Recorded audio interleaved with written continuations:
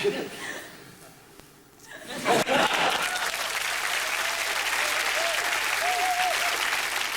there.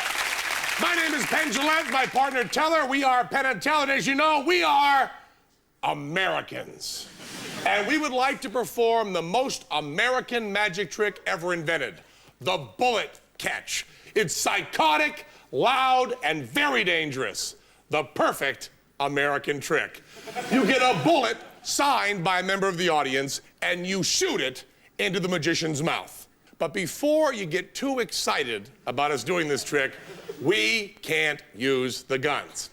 We couldn't get permits. It's not our fault. In this country, if you fire a gun in a crowded building, you get really yelled at. And since there was no budget to shoot this one segment in Times Square, where they're a little more lax about these things, we had to make do. We tried throwing a signed truncheon into Teller's mouth, but it just wasn't pretty. So we came up with this, the lima bean catch. Now, would you take this magic marker, please, ma'am, and just write your name across that bean so you recognize it again, please. Camera got a shot of that? Bean writing? Good. And now I have a slingshot, a wrist rocket. I believe you people all call it a catapult. This is also illegal here. What a country. But at least the catapult squad can be paid off. Now, I'll take this here. And would you examine Teller's mouth, please? Examine his mouth. Is there nothing hidden in there? Examine his mouth. And okay, here it is. Penn and Teller's British version of the American classic bullet catch, the lima bean catch.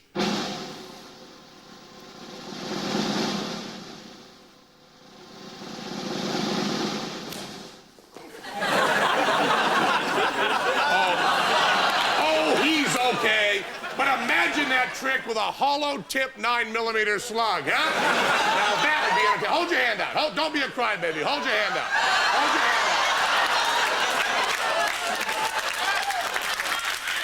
out. And is that you mean? You can keep it as a souvenir.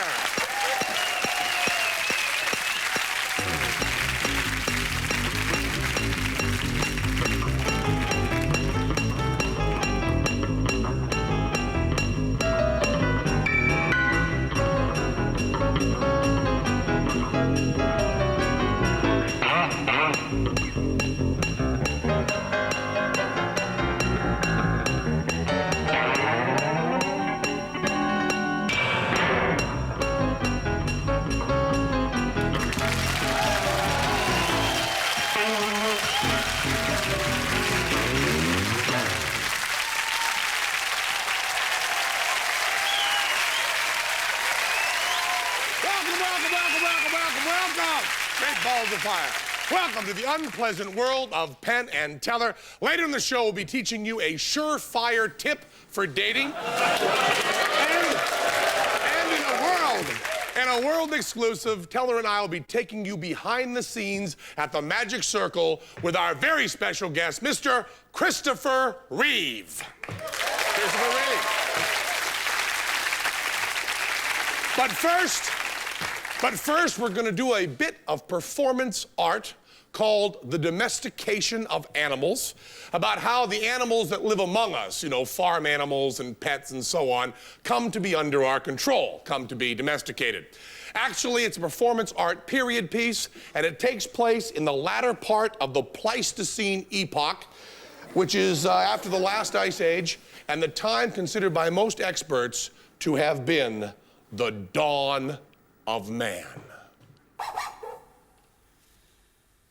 I am now the spokesman for early mankind, and we're talking about the domestication of animals.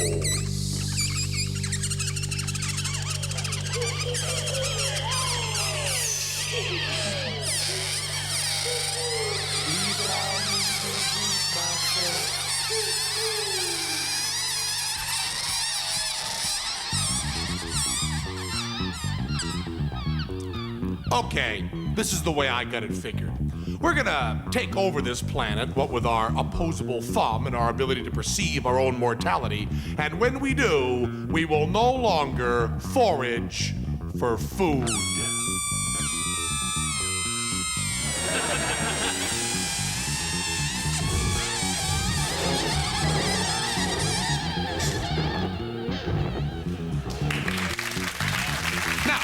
Those of you that we find useful, such as the silkworm, the oxen, the horse, and the honeybee, you can live with us on these farms and you'll receive food, shelter, and protection from your natural enemies. Now, it's no secret to any of you that we are carnivorous, and those of you that we find edible, such as pigs, cows, sheep, and chickens, you can live on these farms under these same conditions, except, of course, when you reach adulthood, you will be slaughtered and eaten. Now, we do still have some openings for pets. I'm talking canines, felines, certain small birds, reptiles, and fish. As a pet, you will live right in the family dwelling. You will eat the family food. You will share affection with the family members, but you will, of course, have no vote nor any say in any family matters. Now, the vast majority of you will choose to remain in the wild. There are a few things I'd like to warn y'all about. First of all, many of you will be hunted for sport and for food. You will all be studied eventually in scientific experiments. And if you'd like to look many thousands of years in the future, as our species multiplies, we will need more and more homeland for ourselves, leaving less and less wild homeland for you. This means some of the more fragile, less adaptable species will become extinct.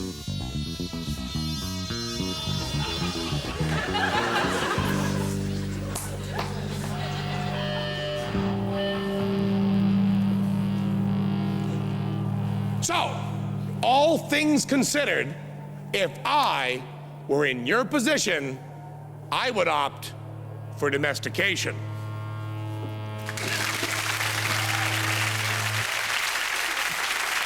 Okay, let's do some real magic. Hit it.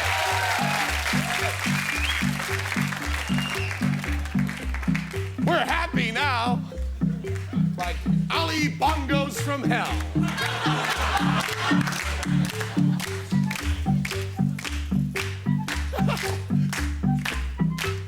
If they start clog dancing, I'm leaving.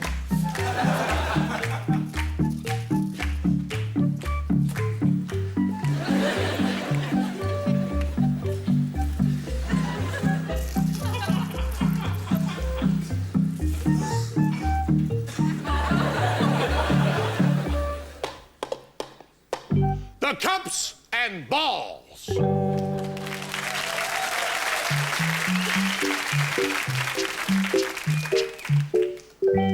Goodness gracious.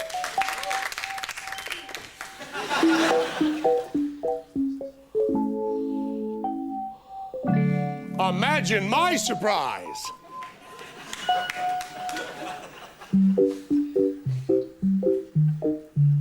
Oh no, he screwed up. No, he didn't. He was acting. One ball underneath the center cup. Two balls, lose them. Three balls underneath the center cup.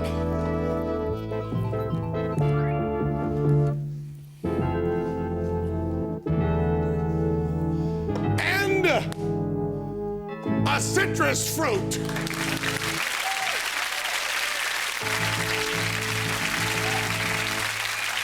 Now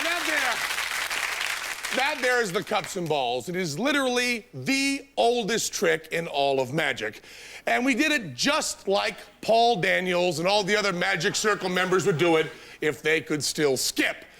Now, I am sure you've heard about the awful things that the British magicians have been saying about us.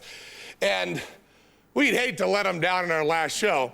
So we're gonna see how mad we can get them if we really try. We're gonna break 4 basic rules of magic. Now, the first rule is you never do the same trick twice. We're gonna do the same trick twice. Second rule of magic is you never tip the gaff to the lay public. That means you never tell people how a trick is being done. I'm gonna tell you exactly how this trick is being done. The third rule of magic is you never let the audience see your secret preparation. This has got to be done backstage, out of sight, so the audience does not know what is hidden in which pocket. And the fourth rule of magic is something even Paul Daniels would agree with me on. No one in the world would argue with this. You never, ever do the cups and balls with clear plastic cups. So here's our version of the cups and balls. Take the first ball, put it in the hand of the first cup. Take the second ball, simultaneously secrete it beneath the cup, put it in our hand and show it. Take the third and final ball, put it in your hand and show it in the cup, and place it in the cup at the same time so you secrete and reveal it. Now all step the second half, 3 cups all loaded, 3 balls on top. Center ball, please center cup, these are the side balls you put away anymore. We have 3 in the center cup. These 3 balls that come over here, and this is not juggling, this is called misdirection. For looking over here, Teller sneaks the final ball under, there's one more on either side, and of course, Mr. Barney Lime for our finish. That's the cups and balls. We will be back in part 2 with a great trick to impress your hot date, and I'll be torturing an audio animatronic teller, so stay tuned.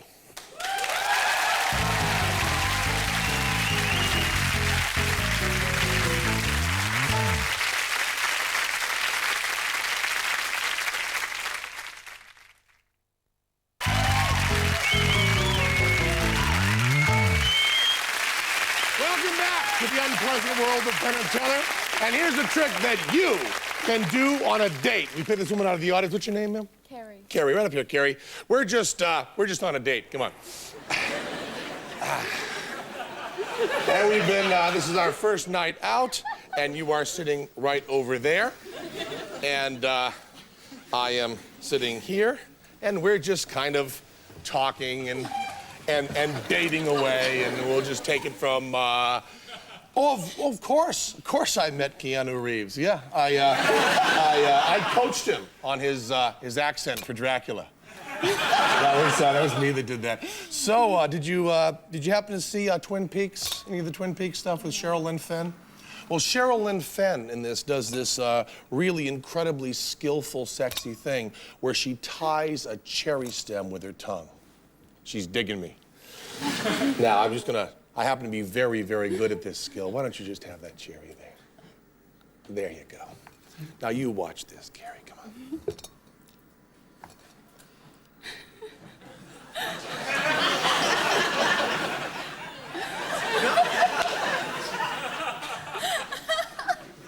Look how hot she's getting.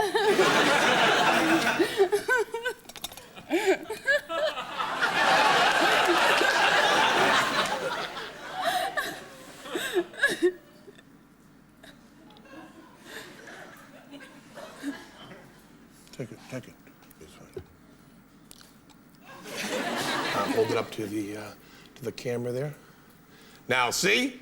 See how that helped our date? See how badly she wants me? I could have you right now, couldn't I? But I have work to do. Why don't you go right back to your seat there, Carrie? Thank you so much. Go back up there.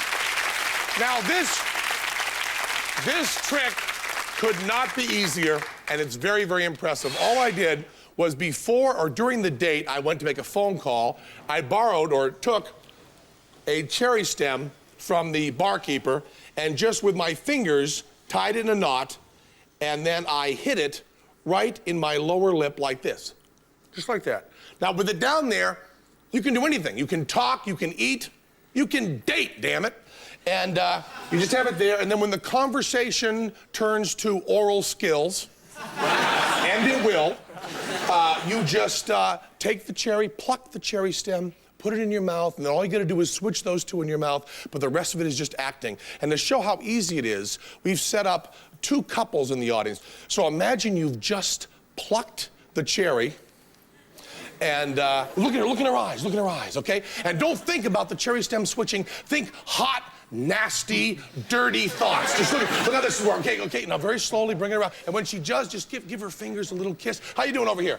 You look like you're vomiting. Oh, here we go. And there it is, right there. And look how turned on these two people are. Look at that. Right there. And as far as me, and it works perfectly.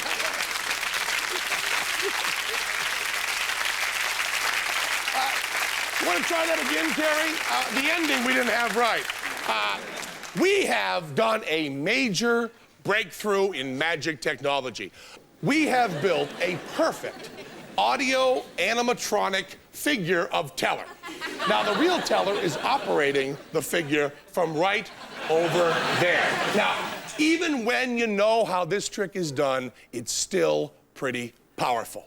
Look at this. It looks like Teller, but it's not. It's a different kind of dummy. And any trick is possible. Watch this. Just want to rip out his hair? I just rip out his hair.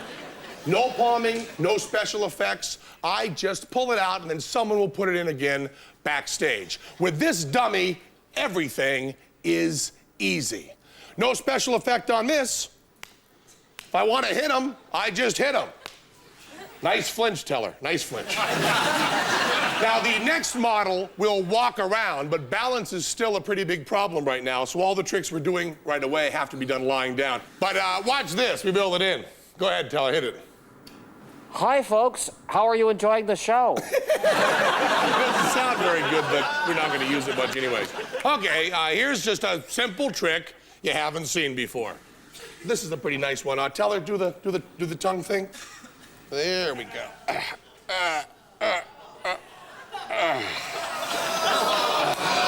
Now, if you didn't know that was a dummy, you'd be really screaming right now, wouldn't you? Teller, do I save this, Teller? Okay, no. And for the sawing in half, which is an illusion you've seen 1,000 times, we can do a much better version because we don't need to use a fake saw. We can use a real one. Watch this. You all set with the sawing there?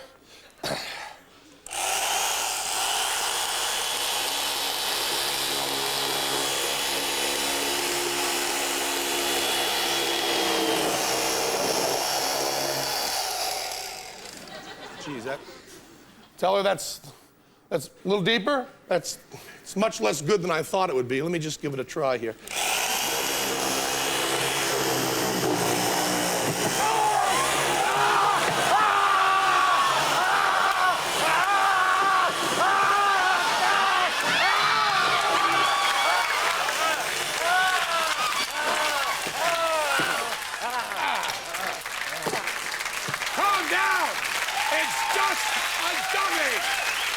A dummy! Here you go, little souvenir for you. This old part of mine, been built a thousand times, each time a different way. It's just a dummy!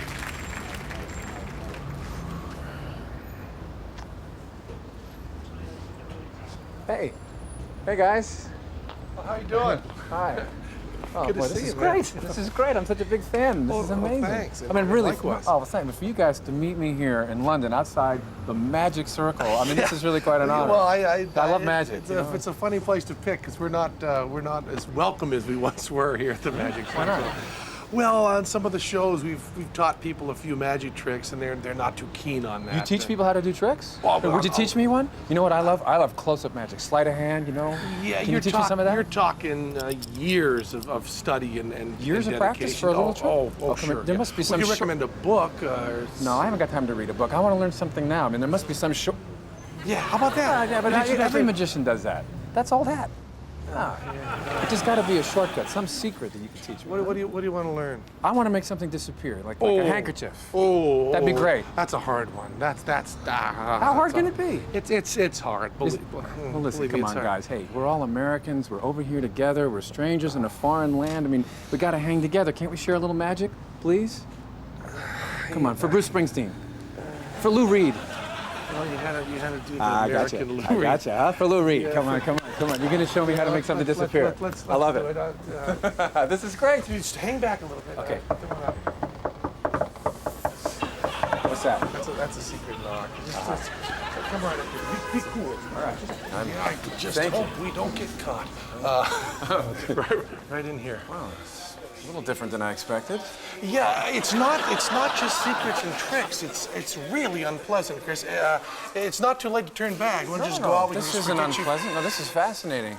A lot better than Madame Tussauds. Okay. Now you see the magic props you see on stage are just the tip of the iceberg. This stuff. There's a lot you're going to have to do. It's not easy, Chris. You're going to have to make sacrifices. I'll do whatever it takes to learn a trick. Okay. Really? Okay. This is great. Anytime you want to back out, you just let me know. Hello. Nice girls, huh? Very, very nice. Hi. Well, watch the candle. Oh, what are these guys doing? Oh, they're working on their Vegas act. Don't talk either. Well, you don't want to get attached. You just don't. You want to vanish, right? Yes, please. Okay, vanishes. This is the vanishing? Yeah. This is a tough one. Maybe you want to learn a card trick instead. We card tricks are boring, really boring. I want to learn some sleight of hand, make something disappear. Okay. You're going to have to prepare a chicken and a virgin with your own hand and deny Jesus Christ as your Savior. Any old chicken? Any old chicken will do fine. Any old virgin? Well, if you can find a virgin with a third nipple to suckle the spawn of Satan, you'll get a little cleaner vanish. Oh, smoother. Okay. Yeah, so we'll try that. Let's come over here. Wow. I get to sit here? Just this is great. Thank you. Yeah. Jeez. Now, don't do anything till we tell you. Just put the hat on. Put the hat on. There you go. The hat on. Oh, great. And he's okay. He's with us. Give him the chicken. Ah. Yeah. Hello There you go.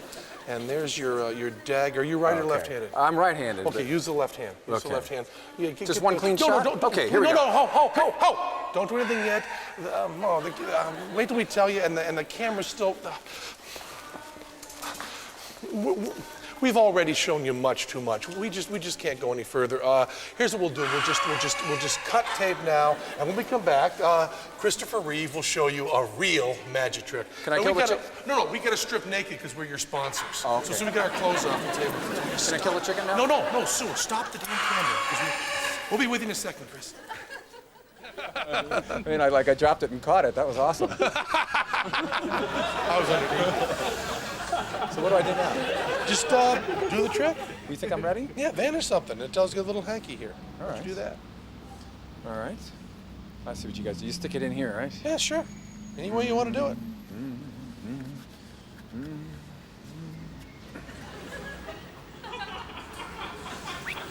Perfect. Cool. Yeah, it must have been a really clean kill. Yeah, that's fun. Yeah, I got him in one shot. Boom. No problem. Nice. So I think I could go into the magic rings now? I mean the linking rings? Yeah. Yeah. We're gonna need to get your mother over here, and we're gonna need a newborn Christian baby. Newborn Christian baby coming right up. That's a great place. Younger Thanks, the you better. guys. So long. Hell of a guy.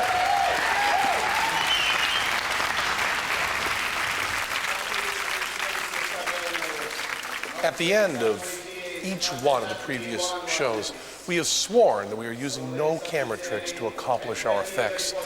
We gave our word of honor. We swore on Teller's grandmother's Bible. We swore on a stack of Bibles. We swore on our mother's graves. We had each one of our English crew swear. And well, since we're right here,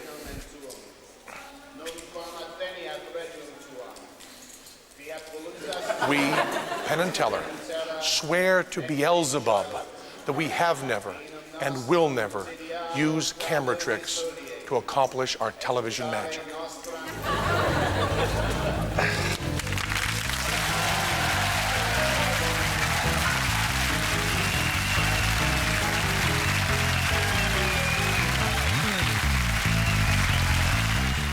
There's a new series of The Jack D Show beginning next Friday at 10:30. Coming up next, The Word.